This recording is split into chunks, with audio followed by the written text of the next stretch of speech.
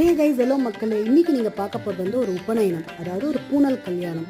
எங்களோட இதில் ஒரு புள்ள குழந்தைக்கு பூனல் கல்யாணம் எவ்வளோ இம்பார்ட்டன்ஸ் எல்லாருக்கும் தெரியும். அதாவது இது ஒரு பெரிய ஃபங்க்ஷனாக வச்சு பண்ணுறோம், ஆனால் அது பெரிய விஷயம் கிடையாது.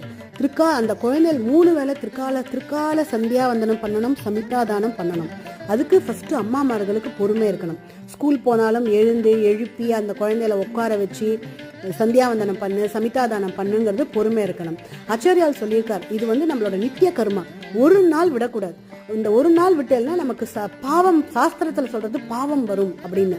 ஸோ நீங்கள் குழந்தைகள் வந்து பண்ண பண்ண பண்ண தேஜஸ் கிடைக்கும், ஞானம் வரும். படிப்புலலாம் அப்படியே காயத்ரி ஜபம் பண்ண பண்ண நீங்கள் பயங்கர அச்சீவ் பண்ணுவீங்க உங்களோட கெரியரில். அதே மாதிரி ஆச்சாரியால் சொல்லியிருக்காரு, 1008 பண்ணணும். லீவ் நாள்னா 1008 பண்ணுவோம், முடியலையா 108, அட்லீஸ்ட் 32வது கண்டிப்பாக நம்ம வந்து பண்ணணும். இது வந்து நம்ம யாருமே இதை வந்து நம்ம பண்ணாமல் இருக்கக்கூடாது. So try